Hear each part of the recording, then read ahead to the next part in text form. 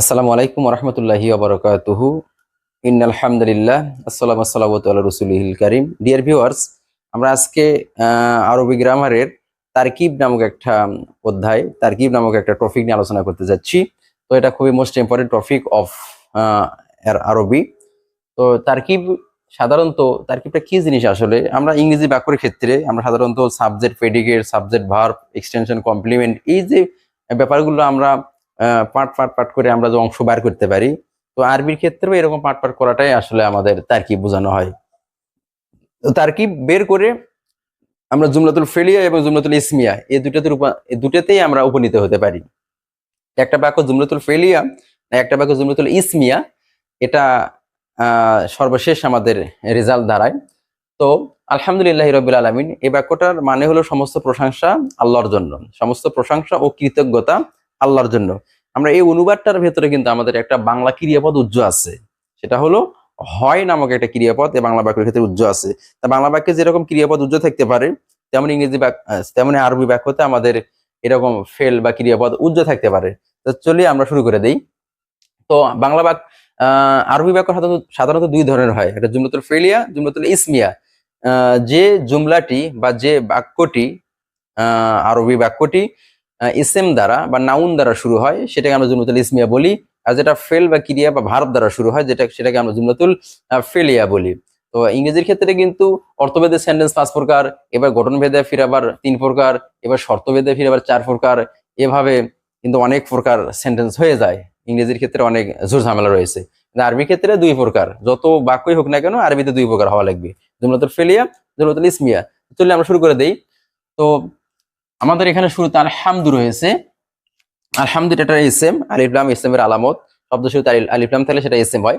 তা আলহামদু এটা আমাদের ইসেম, আর ইসেম হয়ে এটা আমাদের মুবতাদা হয়েছে। কি হয়েছে? মুবতাদা।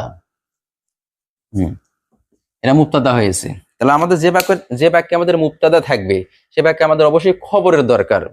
মুবতাদা এবং খবর মিলে আমাদের জুমলাতুল ইসমিয়া হবে। আমাদের খবর দরকার, আমরা খবর বের করবো আমরা। ঠিক আছে, আমরা যাই যেখানে আল্লাহ শব্দটা রয়েছে, লিল্লাহি। আল্লাহ শব্দের সাথে লাম যুক্ত হয়ে লিল্লাহি হয়েছে। লামটা কি? লামটা হলো হরফেজার। লাম হলো হরফেজার। হরফেজার যে শব্দটার সাথে, যে নাউনটার সাথে, যে ইসিমটার সাথে যুক্ত থাকে সেটাকে মাজরুর বলা হয়। আমরা এখানে আল্লাহ শব্দের সাথে যেহেতু লাম যুক্ত রয়েছে, তাহলে আমরা এটাকে আল্লাহকে কি মাজরুর বলতে পারবো। এই বাক্যের ক্ষেত্রে আমরা আপাতত মাজরুর বলতে পারতেছি না। তার কারণ রয়েছে। তার কারণটা হলো এখানে আল্লাহ শব্দের সাথে রব্বিল আলামিন একটা অংশ যুক্ত হয়ে আছে, যেটা আল্লাহ শব্দের একটা গুণ বর্ণনা করতেছে। রব্বিল আলামিন মানে বিশ্বজাহানের রব, বিশ্বজাহানের রব দ্বারা আল্লাহ তাআলাকে আল্লাহ তাআলার গুণ বর্ণনা করা হলো। এজন্য আল্লাহ এই গুণান্বিত হওয়ার কারণে এখানে আল্লাহ শব্দটাকে আপাতত মাজরুর না বলে আমরা মাউসুফ বলতেছি। আল্লাহ শব্দটি মাউসুফ হলো। এখন এখানে আমাদের রব্বিল আলামিন রয়েছে। রব্বিল আলামিন এটা দুটো শব্দ রয়েছে। এই দুটো শব্দ যখন আমরা আলাদা একে অপরের সাথে যুক্ত হয়ে আছে, তাহলে একে অপরের সাথে যুক্ত হওয়ার কারণে আমরা এটাকে মুজাফ মুজাফ ইলাইহি না সিফাত মাউসুফ বলবো আমরা। তো মুজাফ মুজাফ ইলাইহি চেনার উপায়টা খুব সহজ। এই দুটো আমরা অর্থ করে যদি আমরা মাঝখানে একটা বয় বিন্দু পাই, তাহলে আমরা এটাকে মুজাফ মুজাফ ইলাইহি বলবো। তাহলে আমরা অর্থ করি যে রব্বিল আলামিন বিশ্বজাহানের রব, বিশ্বজাহানের রব। তাহলে যে বিশ্বজাহান শব্দটার সাথে একটা এর যুক্ত হয়েছে, বয়বিন্দুরা যুক্ত হয়েছে, এই জন্য এটাকে আমরা মুজাফ মুজাফ ইলাইহি বলবো। তাহলে শুরুটা হবে মুজাফ, তাহলে রব শব্দটি মুজাফ, আর আলামিন শব্দটি মুজাফে মুজাফে ইলাই। তাহলে মুজাফ মুজাফে ইলাই। এখন মজার বিষয় দেখেন, যেখানে মাউসুফ থাকবে, আমরা যে তারকিব অংশের ভিতরে মাউসুফ পাবো সেখানে কিন্তু আমাদের সিফত দরকার। তাহলে সিফত কোন অংশটা? সিফত হলো আমাদের মুজাফ মুজাফে ইলাই, এই দুটো মিলে আমাদের কিন্তু সিফত হয়েছে। এই দুটো মিলে আমাদের সিফত হয়েছে। এখন সিফত এবং মাউসুফ এই দুটো মিলে কিন্তু আমাদের একটা অংশ করতে হবে। সিফত এবং মাউসুফ, এই সিফত এবং মাউসুফ মিলে আমাদের একটা অংশ করতে হবে। কি অংশ করতে হবে? প্রয়োজন অনুসারে। আমাদের এখানে হরফে জার রয়েছে। তো হরফে জার যেহেতু আমাদের রয়েছে, যেখানে হরফে জার থাকবে ডিয়ার ভিউয়ার, সেখানে আমাদের মাজরুর দরকার। যেমন এখানে আমরা মাউসুফ পেয়েছিলাম, মাউসুফের ক্ষেত্রে আমাদের কি দরকার পড়েছিল? সিফতের দরকার পড়েছিল। এখন সিফত ও মাউসুফ আমরা অলরেডি পেয়ে গেছি। এখন কারণ আমাদের এখানে হরফে জার পেয়েছি আমরা, তাহলে হরফে জার যদি আমাদের থাকে তাহলে আমাদের মাজরুর দরকার। তাহলে আমাদের এই সিফত ও মাউসুফ মিলে আমাদের মাজরুর হলো। কি হলো? মাজরুর হলো। এখন মাজরুর হরফে জার এবং মাজরুর, হরফে জার এবং মাজরুর এই দুটো মিলে আমাদের মুতাল্লিক হয়েছে। এই দুটো মিলে আমাদের মুতাল্লিক হয়েছে। And কার সাথে মুতাল্লিক হলো এটা এখন জানার বিষয়। আমাদের বাক্যটা শুরু হয়েছে মুবতাদা দিয়ে। মুবতাদার সাথে কোনো কিছু মুতাল্লিক হতে পারে না। মুতাল্লিক হতে পারে অনেক সময় এটা একটা ফেলের সাথে মুতাল্লিক হতে পারে। তাহলে আমাদের এখানে তো ফেল নাই, তাহলে আমাদের এখানে ফেল নাই মানে আমাদের একটা ফেল উজ্জ আছে, এটা হলো সাবিতুন।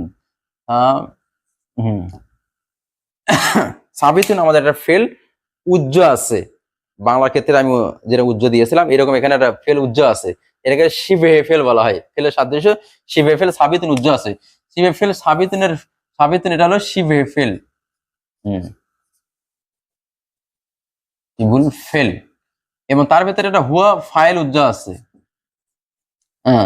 তাহলে শিবহুল ফেল এবং ফাইল এ দুটে তাহলে শিবে ফেল এবং তার ফাইল এই দুটো মিলে জুমলাতুল ফেলিয়া হয়ে খবর হয়েছে। জুমলাতুল ফেলিয়া, কারণ আমি জানি যে ফেল এবং ফাইল মিলে কি হয়, জুমলাতুল ফেলিয়া হয়। তাহলে এই সাবিতুন এটা যেহেতু শিবে ফেল এবং তার উজ্জ ফাইল হলো হুয়া, তাহলে এই দুটো মিলে জুমলাতুল ফেলিয়া হয়ে খবর হয়েছে। খবর হয়েছে।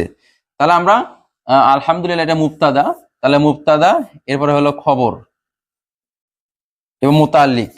তাহলে মুবতাদা, খবর এবং মুতাল্লিক এই তিনটে মিলে এই বাক্যটা জুমলাতুল ইসমিয়া।